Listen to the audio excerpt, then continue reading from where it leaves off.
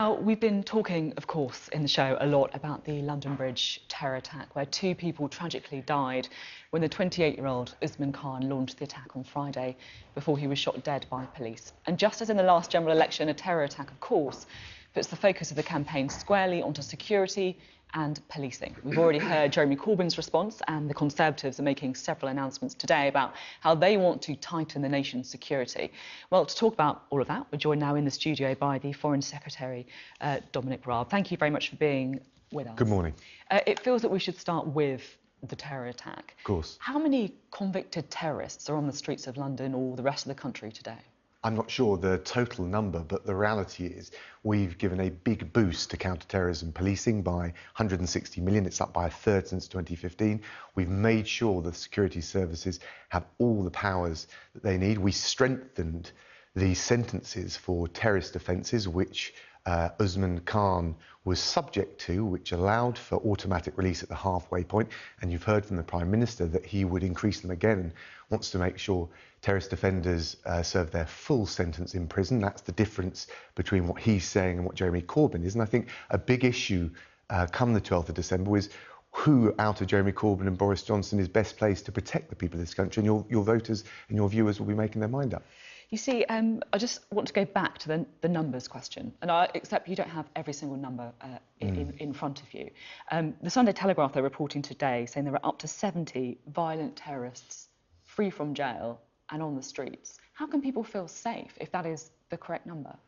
Well, that's all the more reason, and I don't know about those figures, I'm not sure, I can't confirm or deny them, but that's all the more reason that we make sure we've got the police powers in place. We don't know the numbers, how can we make sure that people... Well, I'm sure the numbers, I can't tell you off the top of my head, and I want to, with such a sensitive issue, be very careful. But that's why we've said, look, we've got the security, the intelligence agencies have done an amazing job in recent years, and with some of the so-called lone wolf attacks, which we believe this one to have been, it's very difficult. But the reality is, you've got to... So we can't keep track of everyone? There is, well, I think the head of MI5 once said there is no zero-risk society, which is also free. But our approach is crystal clear. You back the police with the resources and the powers. We would never call into question what we saw on London Bridge on Friday, which was the application in very difficult circumstances of shoot to kill. Jeremy Corbyn in 2014, after the Paris terrorist attacks. Although it's important to say that in the interview that I just did with Jeremy Corbyn, he said very clearly that the police had no choice but to shoot dead the suspect, and that in matters of life or death it is the right thing to do. But he's got a track record after the Paris attacks in 2014-15. He said it yesterday. Well, OK, but we should focus on. Well, I'm not sure. What about not in the heat of a general election campaign? We saw in relation to al-Baghdadi, who was targeted and is a senior Islamic State leader. He suggested that actually, in an ideal scenario, he could be arrested. The guy was carrying explosives. To him yesterday, and he was very clear. Well, it's not what he said in the past, and I think people, again, it comes down to trust in politicians. Question is, for people watching this show, who do they trust? Boris Johnson to keep us safe, or Jeremy Corbyn with his track record? I just want to give you the opportunity as well to respond to what Ed Davey was saying. I'm not sure if you heard the interview about the Prime Minister, saying he was the most dishonest Prime Minister in history, that he's been misleading people by saying that terrorists are effectively automatically released halfway through their sentences. That's not the case now. Well, it's not the case now because of the changes that we introduced as Conservatives. But on trust, and I heard Ed Davey attacking the Prime Minister, the biggest dupe of trust from the Liberal Democrats is not giving effect to referendum on Brexit while calling yourself a Democratic Party, and at the same time, now frankly campaigning for a hung Parliament within which they would support Jeremy Corbyn with 2 more referendums. All of the uncertainty, the dither, we'd never get out of this rut. And I think that's the big dupe from the Liberal Democrats, and that's why if you want to get out of the paralysis we're in, the only thing you can do is vote Conservative on the 12th of December to get a working, functional government, to get Brexit delivered, to keep our people safe and to get the economy motoring forward. Let's talk now about what the government would do going forward in the wake, of course, of what we've seen in the last week. Because lots of people will be going into this election thinking, who do I most trust to keep me safe? What are the measures that they're going to take? Usman Khan, of course, was released halfway through his sentence because he fell back on an old regime. That wouldn't happen now. He'd go in front of a parole board, wouldn't he? So what do you want to change when it comes to sentencing? And the first thing to say is the old regime was a regime provided by the last Labour government. The new regime we changed. We've said that we would expect for the serious terrorist offences, a minimum 14-year sentence. We don't think that it is the case that they should necessarily be released. We think for some offences they should be imprisoned for life. And we also think that terrorist offenders should serve their full sentence, both as a matter of public protection and also confidence in the system. And again, I think you saw the difference with Jeremy Corbyn, who said that offenders shouldn't necessarily serve their full sentence. So when you ask the question, which I think you rightly did, Sophie, who do you trust to keep us safe? Again, I think it's the Conservatives and Boris Johnson who are willing to take the measures in these very difficult, challenging times to keep Britain safe. But you accept that Usman Khan may not have been released under the current rules as they stand because he would have to go in front of a parole board. So you accept that's true? So he would have been released, and again, it's difficult because but he would have been released at the 2/3 stage, not the halfway stage as under the last Labour government's regime, and only with a parole board assessment of risk, which was airbrushed out of the approach that he was actually sentenced under in relation to the previous Labour government legislation. So that's the difference. OK. Now, I just want to have a quick look, and it's a difficult subject, it's a very emotive subject, but I do just want to have a quick look at something that the father of one of the victims has said in recent days. It's very raw, of course, but this is David Merritt, the father of Jack Merritt. He said, "My son Jack, who was killed in this attack, would not wish his death to be used as a pretext for more draconian sentences or for detaining people unnecessarily." We need to listen to the victim's father here, don't we? Totally, and no one wants to see the politicisation of this. Equally, first question you asked, and understandably so, voters will have it on their mind. But we're talking about people who have been convicted by a jury in court, and the question is not whether they've been unnecessarily or arbitrarily detained. The question is, who's going to make sure that the overriding priority is avoiding any unnecessary risk to the public? And I think if you look at what we're saying on sentencing, also on supporting our security services, making sure that the police have got their backing from the politicians when they've got to make those difficult calls, as they did on London Bridge, it is the Conservatives who are saying we will stop at nothing to make sure people are kept safe. But he's talking about saying he doesn't want his son's death to be used as a pretext for detaining people unnecessarily. Yes. Some would look at what you're proposing, which is effectively to make sure that someone serves every day of their sentence, no matter what the parole board says, even if the parole board says that they're no longer a threat, that would be an unnecessary detention. Sophie, I don't think after what we've seen both in this election and in the previous election, in the individuals involved, that anyone would think taking the measures necessary to protect the public and putting their interests and their safety at the forefront and as the overriding priority would be somehow politicisation. I think it's the necessary thing to do to keep people safe, and it is only this Prime Minister and the Conservatives who are offering that. OK. Now, you're also talking about a shift in the balance that you want to see between security and human rights. What do you mean when you're talking about this? Well, of course, one of the things we're trying to preserve is the freedoms and the quality of life that make this country such a great place to live. We can't throw those away. But in relation to things like deportation, we do think that public protection and avoiding this country being forced to keep people who are either serious criminals, extremists or terrorists, we ought to be able to have clearer powers to deport. I think there are other areas as well, but that's one very concrete example. And we've been talking about this, I mean, it's in our manifesto. So it's not something that has been spurred by this terrorist attack, it's something that we've been looking at more broadly. And of course, when we leave the EU, we'll take back control of our borders. So one of the key things we'll be able to do, and it was very much relevant to the 2015-2014 attacks, is have full control to check people coming into this country and bar them from entry if it's not conducive to the public good. At the moment, we can only do that if they come from outside of Europe. And one of the big advantages of leaving the EU will be we'll have stronger preventative powers at the border. And again, only the Conservatives are backing that. We are talking a lot here about how to keep people safe. Sure. And one thing that many people would see is absolutely at the heart of that is police numbers. Yes. Can we just have a quick look at how police numbers have changed in the last decade? So this basically shows the police numbers in England and Wales, and that they dropped by 23,000 between 2010, when the Conservatives came into power in the coalition government, and 2018. Now, you want to hire an extra 20,000 officers, of course, but this is just effectively putting us back, or not even quite back, to 2010 levels, isn't it? I mean, can you now look at that map and say, this graph, and say, this was a mistake, this may have put people at risk? Well, crime has come down by a third under this government, but what we're talking about here, I think the reason you're linking it in, is the terrorist security threat. And We have boosted counter-terrorism policing by 160 million last year. It's up by a third since 2015. And as you say, we're already recruiting the extra 20,000. Police doesn't matter. Police numbers don't matter then. No. Because there's been, Sophie, the fact that you're putting these Sophie, I don't think you back on could the put street. those words into my mouth. Of course they matter. You've got to keep the resources, the powers, the sentencing continually under review. But again, we come back to who's on the side of the public when it comes to keeping them safe. And last February, we put our proposals to increase police funding across the board, not just counter-terrorism, of nearly close to £1 billion in the House of Commons. Jeremy Corbyn whipped his MPs against that. So again, on this crucial issue, it's the Conservatives who are saying, look, we understand the risk. Of course, you keep crime, and particularly counter-terrorism, constantly under review. We will back the authorities, whether it's the security forces, the intelligence agencies, the police, and also back them in terms of not just the resource, but the powers to do the job. But there's either a link between police numbers and crime, or there isn't.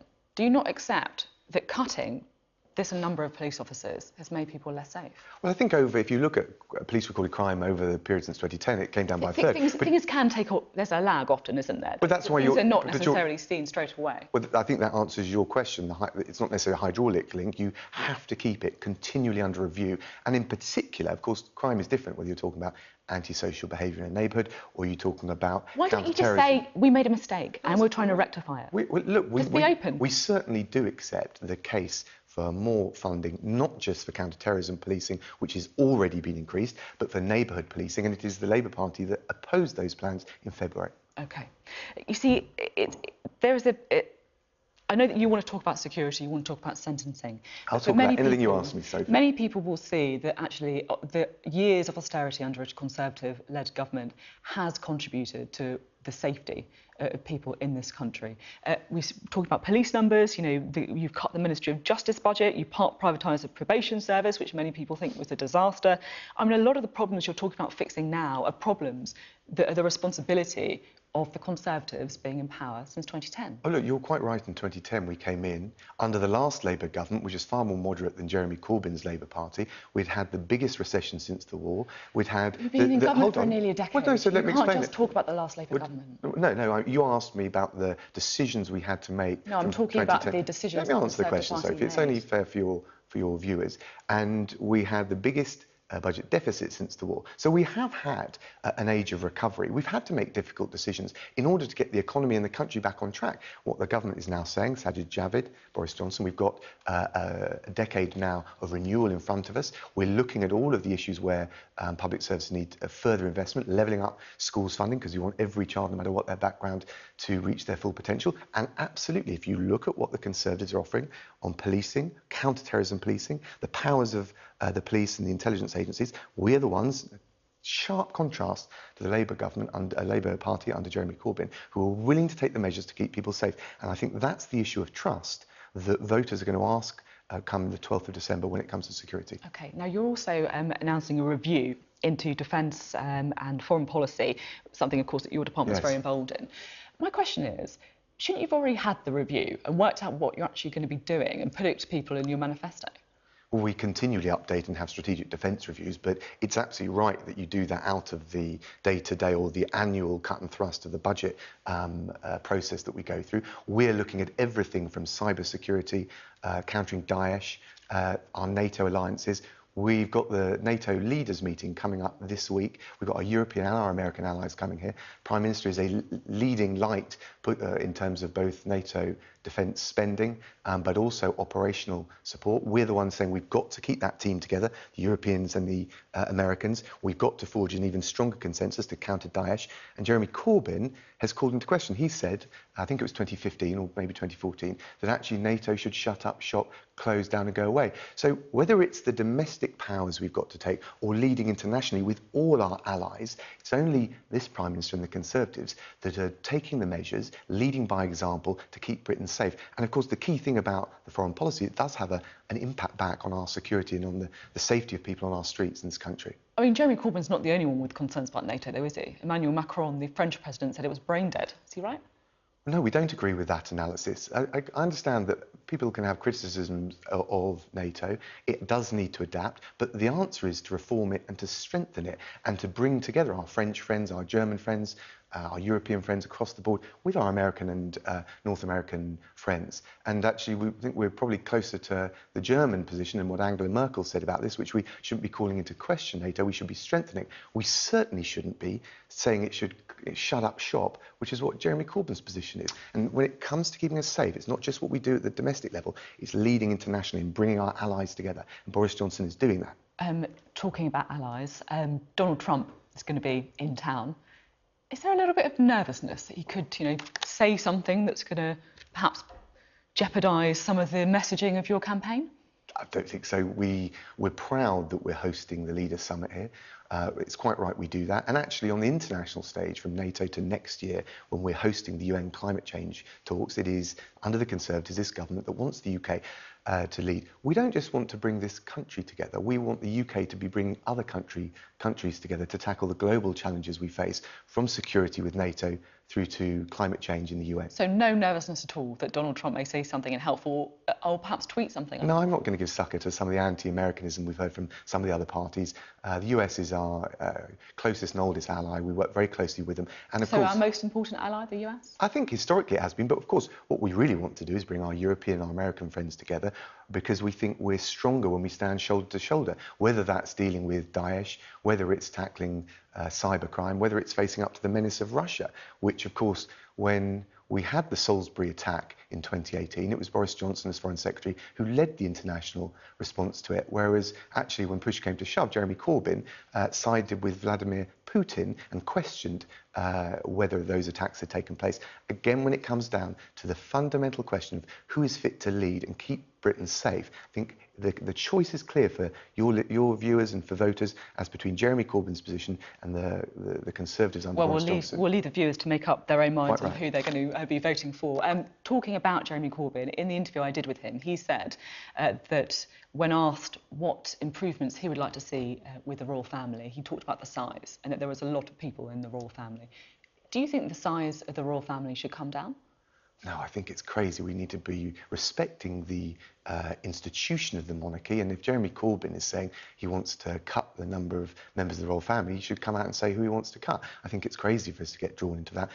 The public have great respect for the monarchy as an institution. Obviously, there are some issues right now with Prince Andrew. It's for him to answer for those.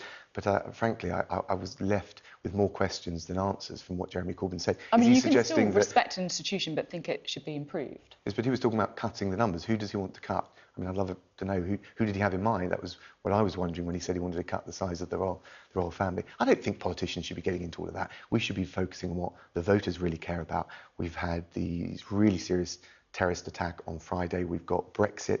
We've got all the bread and butter issues, cost of living, the economy, jobs people care about. I think being drawn into that, frankly, feels like he doesn't want to talk about the number one issue in this election campaign, which is who can deliver Brexit, who can get Britain motoring forward. And that's only going to happen if we avoid a hung parliament, and you can only do that by voting Conservative. Talking about how people are voting, there's been a few slightly nerve-wracking polls about your own constituency. Are you worried you might be the next Portillo at this election? Not really, but look, they're... A little bit then. No, well, the truth is, with a seat like mine, never take anything for granted.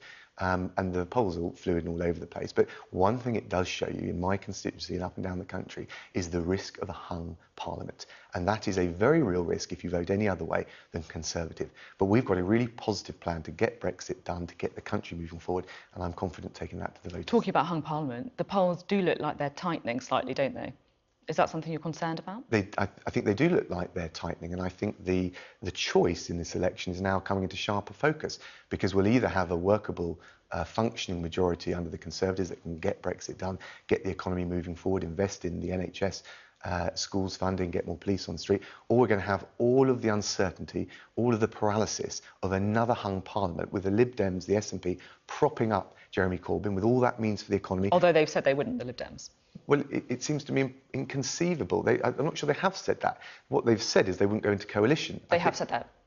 They've said that to me before. They won't go into coalition. They wouldn't prop up Jeremy Corbyn in number 10. I think it's very... What are they campaigning for? I think they're talking about potentially getting somebody else in to lead. So we're going to have... So, in fact, we don't know if you're voting for the Lib Dems, you're certainly not voting for them. They don't even know who they would want to be Prime Minister of this country. That just shines a light on the uncertainty that I think we've got to avoid. And I'm confident going into to the run-up to polling day that a lot of people focus on the choice: a functional, workable majority under the Conservatives and Boris Johnson, or all of that uncertainty and chaos if you vote for Jeremy Corbyn or any of those other parties. OK, Dominic Raab, thank you very much for being on the Good to programme talk to you. today. Thank you.